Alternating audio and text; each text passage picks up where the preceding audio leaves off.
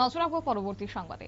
ঊনকোটি জেলা সমাজ কল্যাণ ও সমাজ শিক্ষা দপ্তরের উদ্যোগে আজ অঙ্গনওয়াড়ি পরিষেবা এবং সে সঙ্গে মিশন শক্তি, মিশন বাৎসল্য এবং প্রবীণ নাগরিকদের সুরক্ষায় সিনিয়র সিটিজেন অ্যাক্ট, পাশাপাশি পোষণ 2.0 ইত্যাদি বিষয়ের উপর ঊনকোটি জেলার জেলা পরিষদের সদস্য, পঞ্চায়েত সমিতির সদস্য এবং গ্রাম প্রধানদের নিয়ে সচেতনতামূলক এক কার্যক্রম অনুষ্ঠিত হয়েছে কৈলাসহর ঊনকোটি কলাক্ষেত্রে।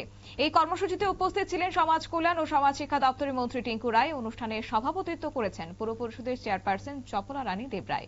এছাড়াও উপস্থিত ছিলেন জেলা পরিষদের সভাধিপতি অমলেন্দু দাস, জেলা পরিষদের সদস্য বিমল কর, চণ্ডীপুর পঞ্চায়েত সমিতির চেয়ারপারসন স্বপ্না দাস পাল, কুমারঘাট বিএসসি চেয়ারম্যান তপনজয় রিয়াং, জেলা শাসক ও সমাহর্তা দিলীপ কুমার চাকমা, চাইল্ড ওয়েলফেয়ার কমিটির ডিস্ট্রিক্ট চেয়ারম্যান রেবা দাস সহ অন্যান্যরা।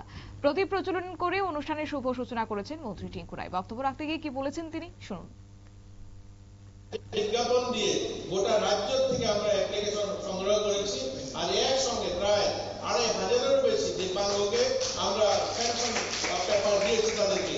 এটা সারা দেশে এখানে যারা উপস্থিত ছিলেন সকলে বলেছেন ভারতবর্ষে আর কোনো রাজ্য বলতে পারবে না যে একসঙ্গে 2,500 স্যাংশন নামা দেওয়া হয়েছে দিব্যাঙ্গদের।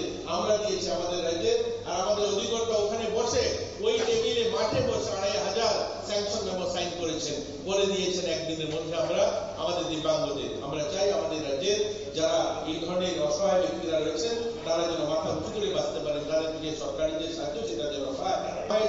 অঙ্গনওয়াড়ি সেন্টারকে আপগ্রেডেশন করা, অঙ্গনওয়াড়ি সেন্টারকে মডার্নাইজ করে সেখানে আরো সিস্টেম লাগানো, সেখানে এলইডি টিভি লাগানো, স্মার্ট ক্লাস তৈরি করা, এই ধরনের কাজ চলছে। তো এরকম অসংখ্য অগণিত 50টার উপরে বিষয় রয়েছে যেগুলো আমরা আমাদের এই দপ্তর কাজ করে। আর মানুষের জন্য জন্ম থেকে একদম মৃত্যু অবধি মানুষের বিভিন্ন সহায়তা করার জন্য কাজ রয়েছে।